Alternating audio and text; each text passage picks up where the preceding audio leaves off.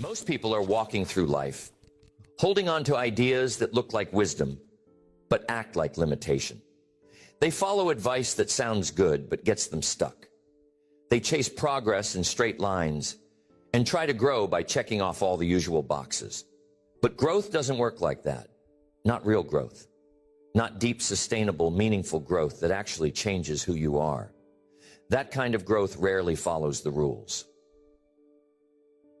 You can't outgrow your patterns with the same thinking that created them. You can't build a new identity using only the tools that made the old one. You need something different, something deeper, something that doesn't just tell you what to do, but shows you how to think differently, how to see differently, how to walk through life with a new lens, not just a longer list of goals. People are overwhelmed with advice. Do more, hustle harder, set goals, track metrics, wake up earlier, push through, never quit, stay consistent, stay grateful, be patient, be aggressive, trust the process, speak your truth, own your time, honor your energy. And somewhere in all of that noise, they forget how to listen to their own life. They forget how to be still. They forget how to go against the grain when the grain leads nowhere. Growth isn't always logical. It's not always efficient.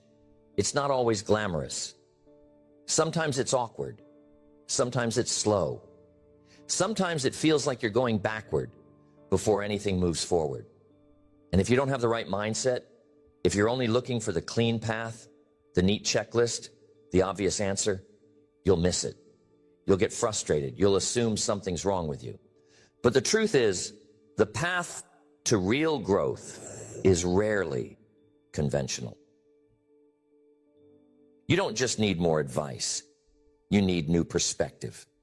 You need the kind of insight that doesn't come from textbooks or trending topics, but from people who've had to build something out of nothing. People who've led when no one believed in them. People who've created discipline in the dark. People who've walked through failure and came out with clarity. Because those people carry a different kind of wisdom. It's less polished, but more powerful. It's not designed to impress. It's designed to last. Growth is personal, but it also shows up in how you lead, how you speak, how you build, how you recover, how you show up on the days when it would be easier not to. You can't grow professionally without growing personally. You can't elevate your results if your habits stay the same. And you can't build influence if your integrity hasn't been tested. Real growth is integration. Mind, body, spirit, language, and leadership aligned, not compartmentalized. This is what separates people who stay stuck from people who move forward. Not how smart they are, not how lucky they got, but how they think, how they approach discomfort, how they choose to move when most people would wait. And that kind of mindset is built, not given. It's trained through experience and reflection, through challenge and honesty, through pattern-breaking decisions that don't always make sense until you've lived them. So this is not about giving you 10 easy steps. This is about shifting the way you approach your own development. It's about presenting ideas that might feel strange at first, but make more sense the longer you sit with them. It's about pushing against the usual so you can build something unusual, something rare, something that doesn't just get you ahead, but makes you proud. The first unconventional tip for personal and professional growth is to get really good at doing things before you feel ready. Not just okay with it, excellent at it. Because if you wait for readiness, you'll wait forever. Readiness is a myth. It's a feeling you think you'll have when the conditions are perfect, when the fear is gone, when your confidence is high, when your timing is ideal. But that feeling doesn't come. And if it does, it arrives too late. after the opportunity has already passed. The people who grow fast, who move different, who stand out, they've mastered the skill of forward motion without full certainty. They've trained their mind to move before it's fully convinced. They understand that clarity is earned through motion, not required before it. And once you see that, everything changes. You stop living on the sidelines waiting for confidence. You start taking small, scary steps with whatever belief you have. The idea that you'll suddenly wake up one day completely confident in a decision you've never made, in a skill you've never practiced, in a room you've never entered, is a trap. It sounds nice, but it keeps people stuck because they equate fear with unreadiness. And that's not the truth. Fear is not the enemy. Waiting for it to leave is. Growth requires discomfort. And discomfort feels like fear when it's unfamiliar. But they're not the same. Fear is just the emotional signal that you're stepping into uncertainty. And if you want a better life, if you want to create something extraordinary, you're going to have to get really comfortable living in uncertainty. Not chaos, not recklessness, just uncertainty. That zone where the future isn't fully mapped and you're walking anyway. Most people treat that zone like a danger zone. They retreat, they slow down, they analyze, they hesitate. They wait for more information, more signs, more proof. But the people who thrive, they don't need a map to move. They don't need permission. They don't need to silence every doubt. They just take the next step and then the next one and then the next one until confidence catches up. Because that's how confidence works. It's not a prerequisite. It's a result. You do the thing scared. You stumble through it. You show up messy. You get it wrong. You get better. And somewhere in the middle of that, your confidence begins to rise. Not because you waited for it, but because you earned it. Waiting to feel ready before you start something is like waiting to be in shape before you go to the gym. It doesn't make sense. You train your way into readiness. You start before you believe. You act before you're certain. You stretch before you're flexible. And if you do that long enough, what once felt terrifying becomes normal. This doesn't mean rushing. It doesn't mean being careless. It means you stop waiting for a perfect mental state before you act. It means you make fear part of your rhythm. You learn to walk with it, to breathe through it, to carry it without giving it control. Because fear can ride, but it doesn't get to drive. And the more you practice this, the more you start seeing opportunities differently. You stop filtering everything through, am I ready? And start asking, is this aligned? You stop looking for certainty and start looking for alignment. If it's aligned with your values, your goals, your growth, it's enough. You move, and you let the learning happen along the way. People will ask you how you made so much progress so fast, and they'll assume you had some secret, some advantage, some confidence they don't have. But you'll know the truth. You just stopped waiting. You started. You built momentum. And you let the growth happen inside the movement. The second unconventional tip for personal and professional growth is to actively schedule time to think. Not just time to plan. Not just time to work. Time to think, to reflect, to consider, to evaluate. Because most people don't have a thinking problem. They have a thinking space problem. Their minds are full, but their decisions are shallow. They're reacting, not reasoning. They're operating off instinct, not intention. And in a world that celebrates speed, pausing to think feels unproductive. Sitting with silence feels lazy. Slowing down to examine your life feels indulgent. but it's not. It's essential. Because if you don't think deeply, you end up living shallow. You say yes to things that aren't aligned. You chase goals that aren't yours. You repeat patterns that don't serve you, and then you wonder why you feel off, even when everything looks right. People spend hours preparing their schedule, but almost no time asking why they're doing what they're doing. They work hard all week, but never stop to evaluate whether their work is creating momentum or just movement. They pour energy into relationships, routines, responsibilities, but never pause to ask what it's all for. Thinking time gives you the space to reconnect with that why. This kind of thinking is not passive. It's not daydreaming. It's structured. It's intentional. It's protected.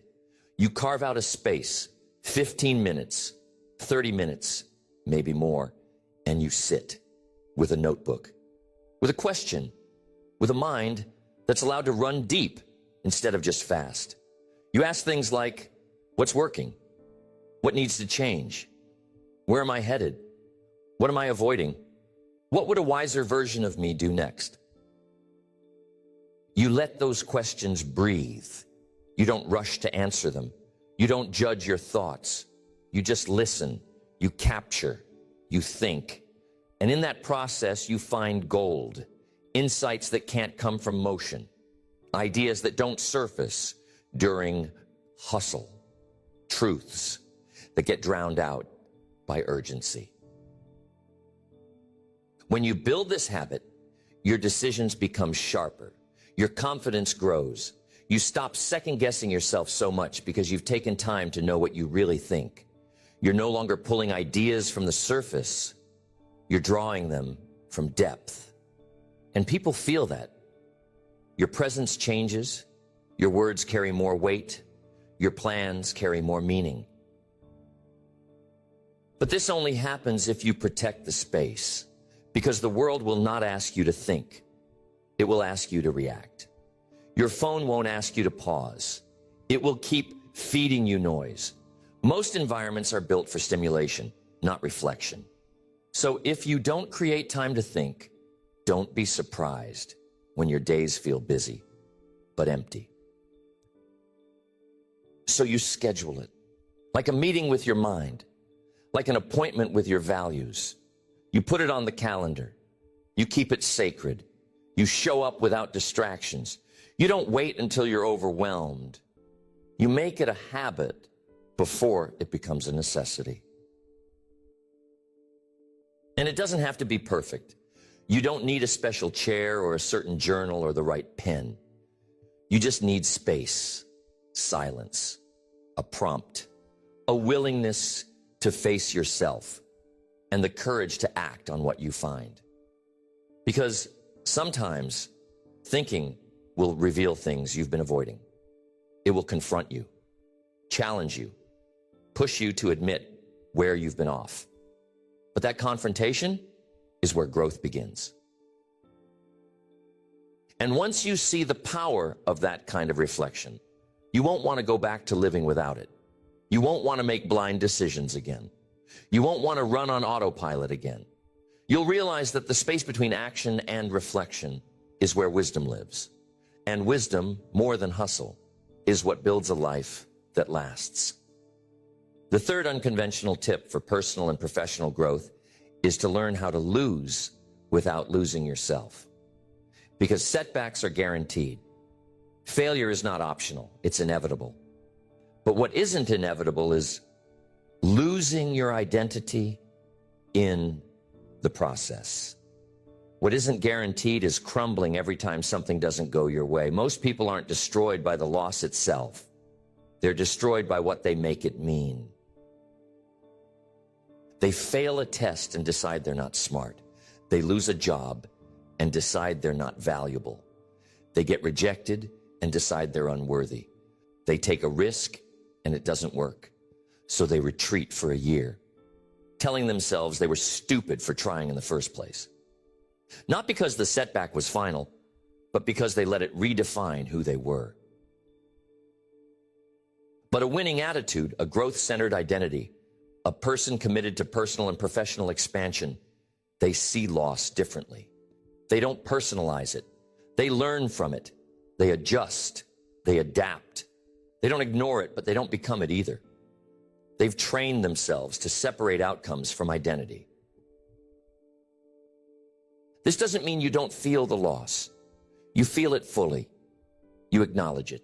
You grieve if necessary. You name what hurts, but you don't let it plant roots in your self-worth. You don't replay the failure in your mind so often that it becomes part of your personality. You take the data, not the damage. You extract the lesson, not the label. You remind yourself that one result is not your whole story.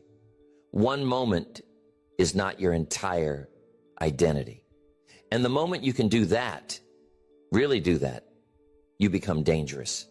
You become someone who can walk through disappointment and keep building. You become someone who doesn't just succeed when things go right, but someone who grows when they don't.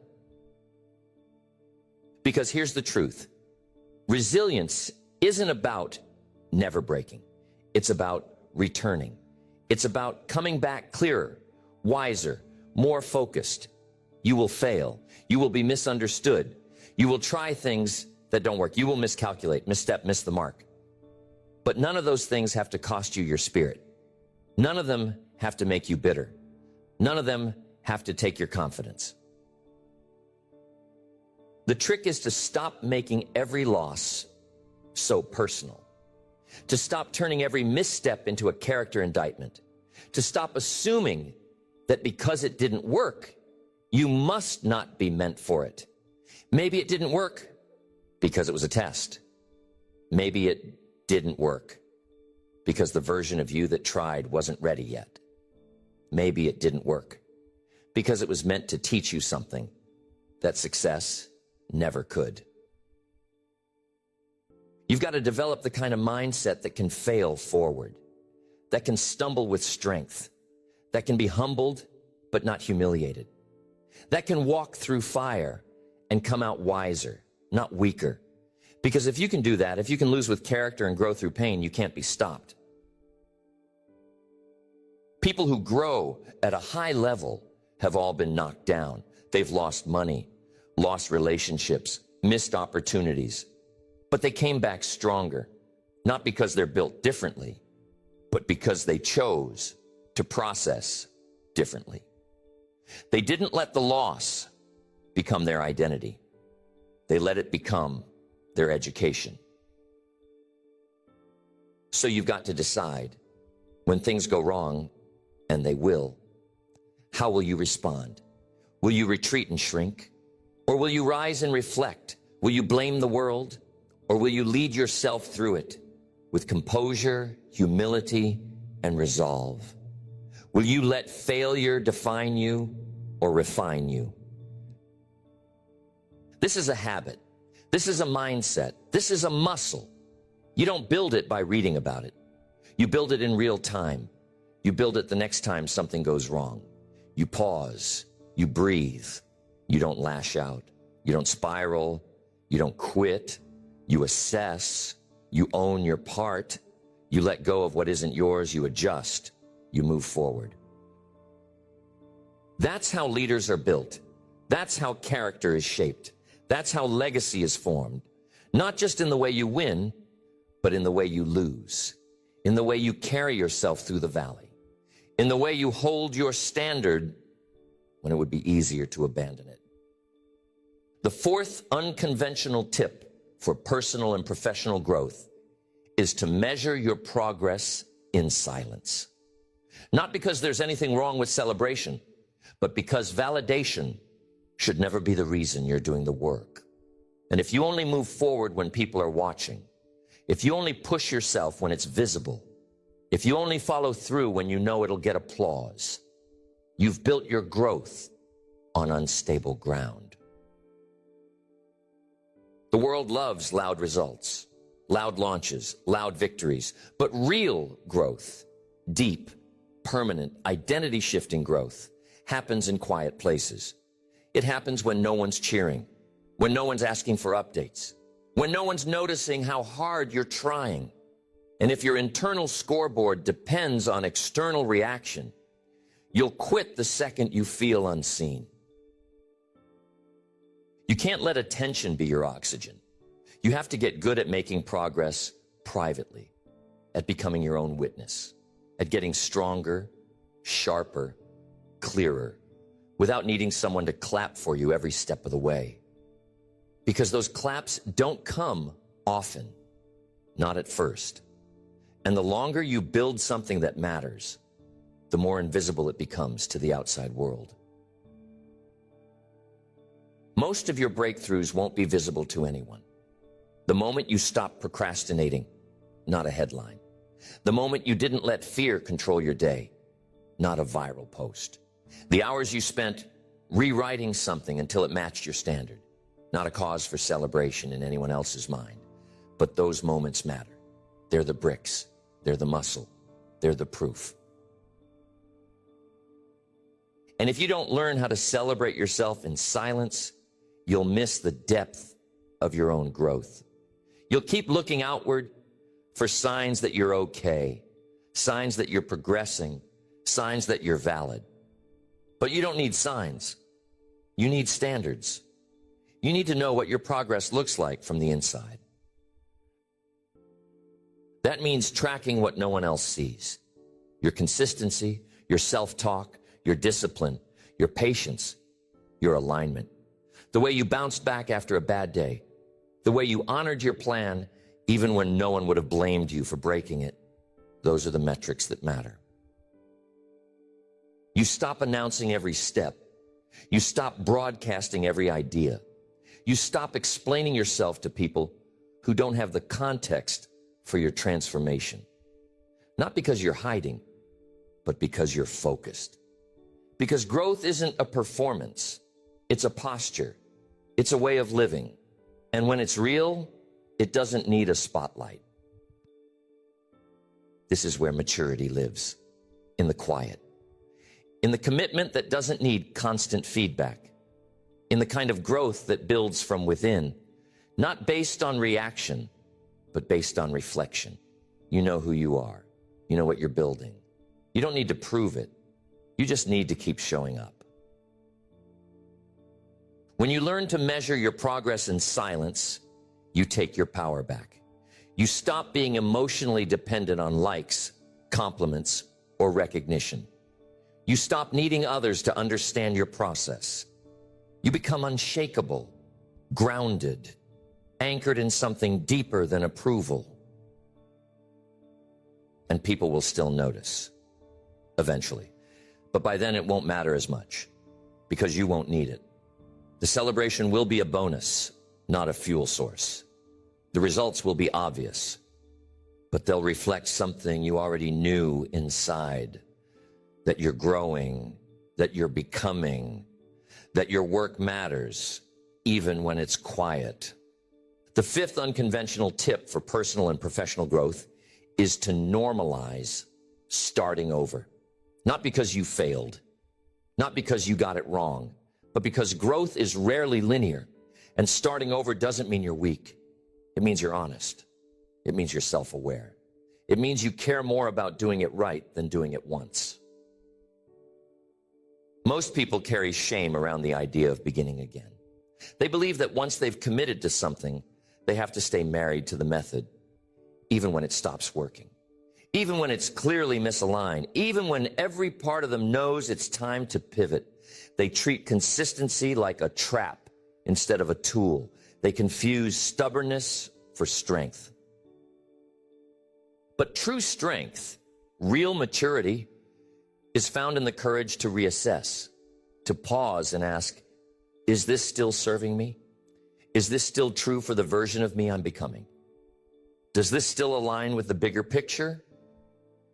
And if the answer is no, they don't fake it. They don't perform loyalty to an old path. They reset. That reset, it's not a setback, it's strategy, it's wisdom. Because starting over with clarity is better than finishing something that's no longer aligned. There's no badge for finishing the wrong thing. There's no honor in dragging a dead plan across the finish line just to say you never quit. You have to normalize closing chapters, changing directions, redefining success. Not because you're flaky, but because you're evolving. Because the person you were when you started is not the person you are today. And that growth deserves new systems, new strategies, new standards. This mindset gives you permission to adjust without shame, to fail without identity loss, to pivot with your head high. You don't have to wait until everything falls apart. You don't have to burn out or break down to make a new choice. You just need to trust that your internal signals matter, that your intuition is valid, that change is allowed. Because the people who create the most powerful lives are the ones who know how to release what no longer fits, to release the old timeline, to release the pressure to be consistent with a version of themselves that no longer exists. They don't stay in spaces out of habit. They stay because it still makes sense. And if it doesn't, they move. They don't see starting over as weakness. They see it as refinement. They know that growth sometimes means burning the old model, tearing down the structure, clearing the mental clutter, rebuilding something better. Not from scratch, but from wisdom, from experience, from the lessons learned in the last iteration. This applies to habits, to disciplines, to routines. You're going to fall off sometimes. You're going to miss a day, a week, maybe more. The question isn't, can you be perfect forever? The question is, can you return without shame? Can you pick it back up without punishing yourself? Can you resume the rhythm without dragging your guilt with you? Because shame slows momentum. Guilt steals clarity. And the longer you sit in it, the harder it is to come back. But when you remove the emotion from the reset, when you make starting over normal, not dramatic, you begin to accelerate, you rebound faster, you lead yourself better.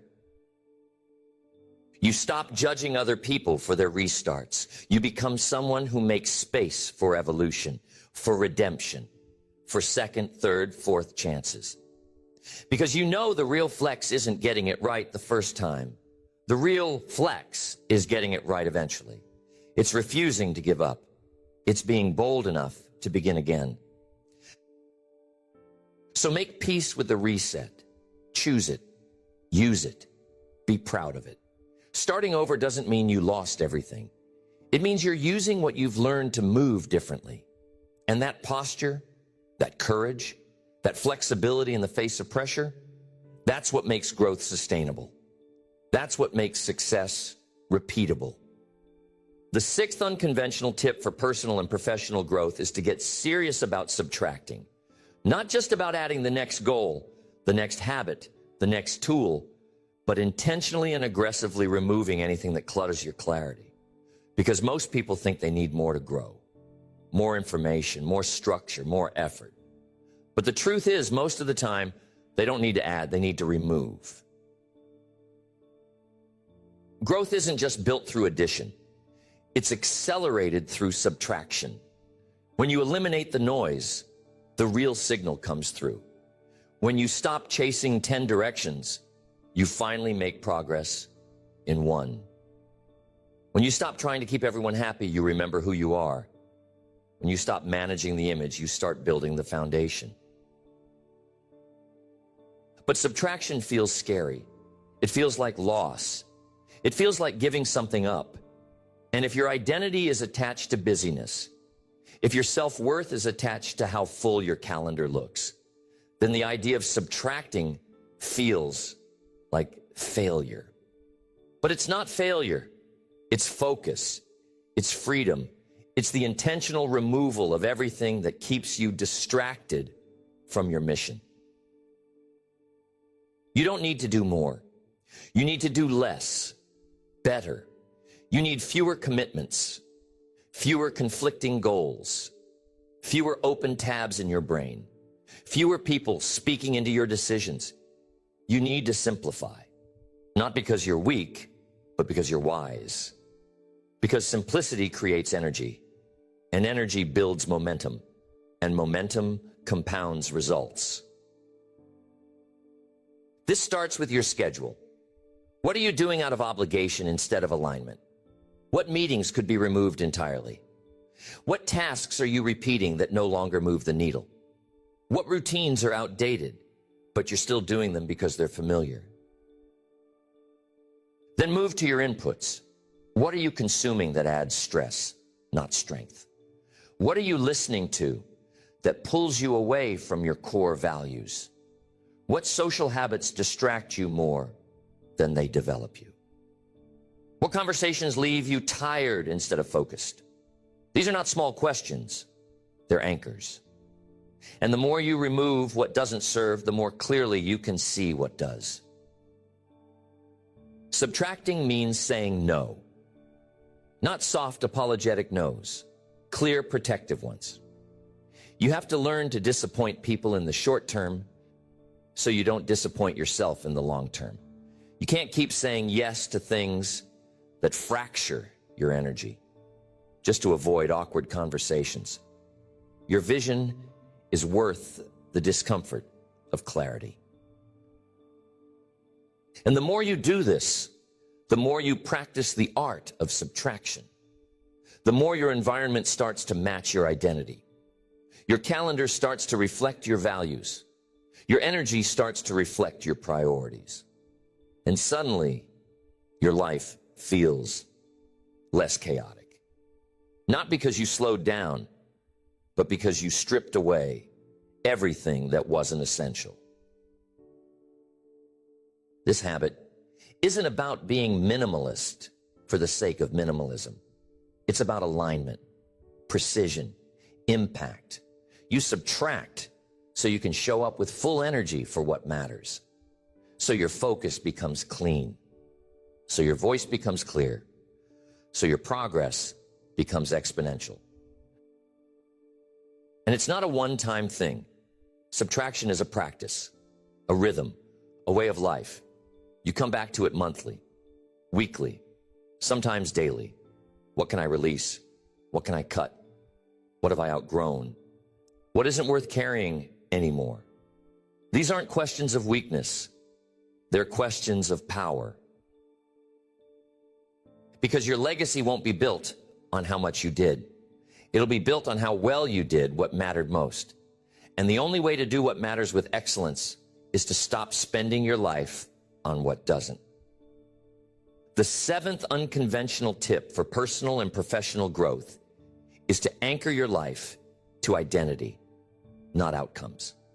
Because results will come and go. Seasons will rise and fall. You'll win one day and lose the next. But who you are, that has to stay solid. That has to be built on something deeper than what you achieve. Otherwise, every external shift becomes an internal storm. Most people live with fragile confidence because their entire sense of self is tied to performance. When things go well, they feel strong. When things fall apart, so do they. And that cycle is exhausting. It makes you reactive. It makes you insecure. It keeps you from building anything consistent because consistency requires a stable foundation, and identity is the foundation. You can't build a powerful life while questioning who you are every time your results fluctuate. You can't lead boldly while second-guessing your value every time a number changes. You have to root yourself in something deeper, in the values you live by, in the character you protect, in the way you show up regardless of what's working. This is the inner architecture of growth. Who am I when things are hard? Who am I when no one is watching? Who am I when I'm not winning? If you can answer those questions with clarity and courage, you're ready to lead. You're ready to grow beyond your current circumstances. because now you're no longer performing, you're embodying. That's the shift. From chasing success to becoming someone who lives it. You stop measuring your progress by external rewards alone and start measuring by alignment, by effort, by faithfulness to your process, by how well your actions match your values, even when they don't match your expectations. This habit isn't glamorous. It doesn't always come with immediate payoff, but it creates integrity, and integrity compounds. It makes you trustworthy, not just to others, but to yourself. And when you trust yourself, you stop chasing the next achievement to feel whole. You lead from wholeness. You build from identity. This changes the way you set goals. Goals are important, but they aren't your compass. Identity is your compass. You ask, what kind of person do I want to be? And then build goals that reinforce that, not the other way around. You don't just want to make more money. You want to become someone who handles resources with discipline and generosity. You don't just want to get fit. You want to become someone who honors their body with consistency and strength. That internal focus creates sustainability. It means even when you miss the target, you're still building the person. And that's the real win. That's what lasts. That's what makes your progress immune to fluctuation. Because even when results waver, your values stay rooted. You stop comparing. Because now your path is unique. It's anchored. It's no longer about who's ahead of you. It's about who you're becoming. And that posture gives you peace. It gives you clarity. It gives you the kind of attitude that's unshaken by other people's pace. So you build from identity. You speak from identity. You move from identity. You treat your results as feedback, not as judgment. And when things go well, you stay humble. When they don't, you stay consistent. Because neither defines you. You've already decided who you are. The eighth unconventional tip for personal and professional growth is to train yourself to embrace tension instead of trying to eliminate it. Because most people think the goal is comfort, stability, harmony. They think if they can just remove the stress, remove the friction, remove the pull in different directions, then they'll finally grow. But that's not how growth works. Growth lives inside of tension. It's uncomfortable by design. You're not supposed to feel fully balanced all the time. You're not supposed to have every answer before you move. You're not supposed to feel peaceful in every decision. If you're growing, tension will be part of your life. Not because you're doing it wrong, but because you're evolving. Because you're stepping into spaces you've never mastered. Because you're leading in ways you've never led. The presence of tension doesn't mean something's broken. It means something's happening. It means something is stretching. It means you're living in that sacred middle ground between who you were and who you're becoming. And if you can stay with that tension instead of trying to escape it, you'll start unlocking levels most people never reach. But most people rush to remove it. They make quick decisions to relieve the discomfort. They give up on projects the moment they feel resistance. They avoid hard conversations because they want to keep the peace. But peace built on avoidance is fragile. It cracks under pressure. Real peace is built on strength, on clarity, on the willingness to hold tension until you find the right next move, not just the easiest one. Tension shows up everywhere, in leadership, in creativity, in relationships, in identity. You'll feel the pull between rest and discipline, between being kind and being clear, between being firm and being flexible, between staying and pivoting. And the goal isn't to eliminate that pull. It's to learn how to stand in it, to let it shape you, to let it refine your perspective, your posture, your process.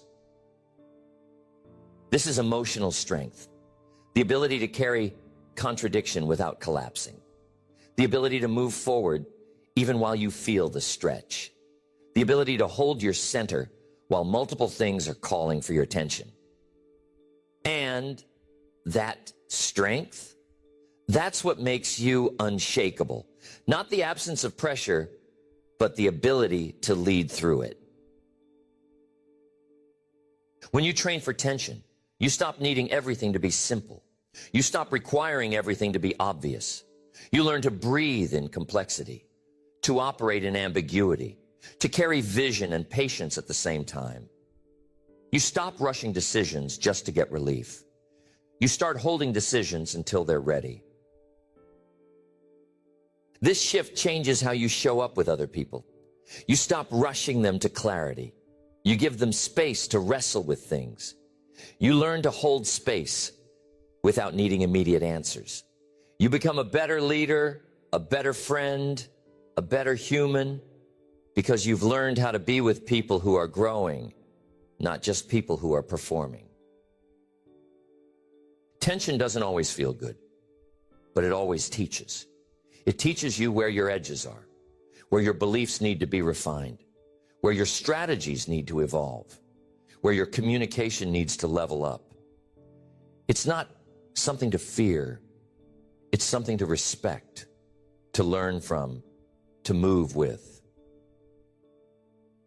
So stop resenting the tension. Stop trying to make everything easy. Stop assuming that discomfort means you've gone off course. It doesn't. It often means you're right on schedule, right in the middle of a breakthrough, right where growth is happening. And if you stay with it, breathe through it, lead through it, you won't just grow, you'll expand. The ninth unconventional tip for personal and professional growth is to practice keeping your word to yourself above all else. Not just promises to others, not just public commitments, but the quiet ones, the ones no one knows about but you. Because that's where self-respect lives. That's where inner confidence is built. Not from how loud you are, but from how consistent you are with yourself when no one's watching. Most people are better at keeping their word to others than they are to themselves. They'll show up for appointments. They'll meet deadlines. They'll avoid disappointing someone else. But when it comes to the promise they made in their journal, the goal they set with no witness, the schedule they designed with full intention, they compromise it again and again. Not because they don't care, but because they've normalized self-negotiation. They say they'll wake up early but hit snooze. They say they'll stop complaining but spiral again by noon. They say they'll stretch, write, read, plan, but they skip it saying, it's just me. But that mindset is where self-trust erodes. And when you don't trust yourself, you stop setting real goals. You stop dreaming in full color. You stop believing that your word means anything. A winning attitude begins where self-trust begins, with one decision followed by one action, repeated often. It starts with being impeccable with your word to yourself. If you say it, you do it. Not for external credibility, but for internal credibility. Because when you trust yourself, you walk differently. You speak differently. You don't need constant motivation. You just execute. You start small. You stop making promises that sound good but have no plan. You stop pretending your energy is infinite. You stop setting yourself up to fail. You set a simple standard. What I say to myself, I take seriously. If I commit to it, I follow through. And if I miss it, I don't spiral. I reset. I recommit. I stay with the rhythm. This practice builds integrity from the inside out. It creates a grounded confidence that no one can give you and no one can take away, because it's not based on applause. It's not based on likes. It's not based on validation. It's based on who you are in the dark, on how you move when it's just you. Keeping your word to yourself builds resilience, because when you trust yourself, you're less shaken when things don't go as planned. You don't panic when things fall apart. You don't blame others. You adjust. You lead. Because you practice showing up even when it wasn't easy, even when you didn't feel like it, even when no one would have known if you skipped it. This practice makes you more compassionate, because once you've held yourself to a higher standard, and once you've failed and returned anyway, you learn to extend grace without lowering standards. You know how hard it is. And you also know what's possible. So you become someone who inspires, not just by words, but by example. People will ask how you built your mindset, how you stay so consistent, how you manage to keep growing when others are burning out. And the answer won't be a secret system or some brilliant hack. The answer will be this: I keep my word to myself. I live in alignment with what I say I want, and I don't make exceptions. Not often, not easily, not without reason. So if you want to grow, really grow, start here. Start with your word. Start with the promises no one sees. Start with the early morning decision, the mid-afternoon reset, the late-night pause where you choose to stay in the rhythm instead of making another excuse. That's where your future is being built, quietly, faithfully. One decision at a time. The 10th unconventional tip for personal and professional growth is to stop chasing balance and start chasing alignment. Because balance sounds nice, it's polite, it's socially acceptable, it looks good on paper. But for most people, it becomes a trap, a rigid idea that every part of your life should get equal time, equal energy, equal focus every single day. And that's not realistic. That's not how growth works. That's not how greatness works. Balance says you should keep all things steady. Alignment says you should give the most energy to what matters most right now. Balance demands symmetry. Alignment demands honesty. And when you stop trying to live a life that looks balanced and start building a life that feels aligned, everything starts to change. Because growth isn't a math problem. It's not about giving 10% to every category of your life. Some seasons will require more from your work. Some will demand more from your relationships. Some will call you inward into silence and rebuilding. Others will push you outward into execution and exposure. Balance tells you that any tilt means failure. Alignment tells you that intentional tilt is how you build momentum. Most people feel guilty when they lean too far in one direction. But guilt isn't always a signal of misalignment. It's often just an echo of unrealistic expectations. You're not failing if your life isn't balanced. You're growing, you're focused, you're building. And when you're building something important, it takes weight, it takes priority. It requires you to let go of some things for now, not forever, but for now. Alignment isn't static.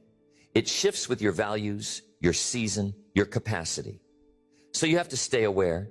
You have to ask real questions. Where am I being called to lead right now? What part of my life needs more of me? What can I say no to for the sake of what matters most today? These questions will serve you more than any myth of perfect daily balance ever will. And when you live this way, you stop apologizing for your focus. You stop pretending to be equally available to everything and everyone. You become more present because you're not trying to be everywhere. You become more effective because you've stopped stretching yourself so thin just to check all the boxes. You're not checking boxes. You're making decisions on purpose, with clarity, with courage. People might not understand your alignment, That's okay. You're not living to be understood. You're living to be aligned. And aligned people are magnetic, not because they're everywhere, but because they're fully present wherever they are. They walk with confidence, not because they have it all figured out, but because they know where their energy belongs today. This is how you avoid burnout. Not by doing less, but by doing the right things. Not by living in fear of overcommitting, but by choosing what's worth committing to. You don't need a perfectly balanced calendar. You need a deeply aligned life, one that reflects your values, your purpose, your priorities, one that's built on intention, not obligation. And yes, alignment requires sacrifice, but it's not sacrifice without return. You give something up, but you gain momentum. You let something go, but you create depth.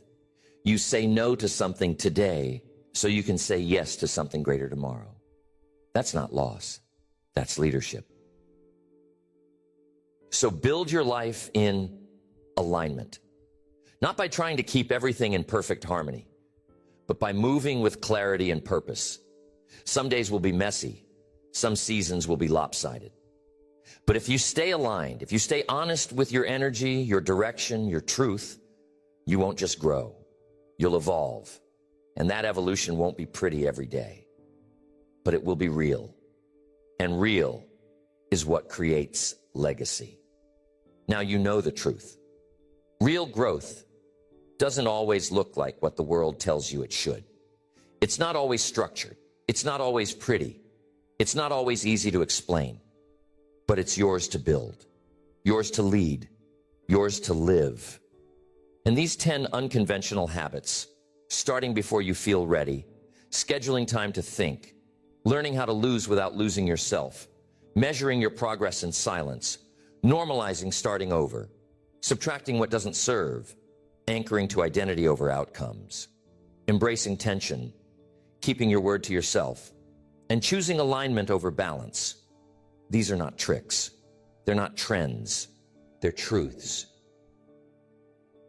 They're the kind of truths that last, the kind that hold you together when you're building something that matters, the kind that don't always get talked about in the rooms full of hype and hustle, but they're what separate those who build with depth from those who build for attention. Growth will ask a lot from you. It'll stretch you, break your patterns, pull you out of your comfort. It'll confront who you've been and challenge who you want to become. But if you carry these habits, if you live them, not just visit them, then every challenge becomes an opportunity. Every obstacle becomes a lesson. Every season becomes a stage for your next evolution. You won't need external permission to lead. You won't need applause to keep going. You won't need everything to go right to stay grounded. You'll walk differently, not because you're better, but because you're clear. You're anchored. You're building something real. And real things don't shake when the wind shows up. They stand because the foundation is there.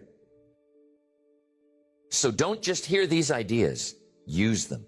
Take one and start living it. One decision, one shift, one quiet commitment that no one sees but you. And then do it again tomorrow and the day after that. Until it's no longer something you do, it's who you are. That's when the game changes. Because growth isn't a moment, it's a lifestyle. It's not a finish line. It's a way of moving through the world with depth, with focus, with a kind of internal strength that doesn't fade when life gets hard. That's what you're building now. That's what you've already started. Keep going.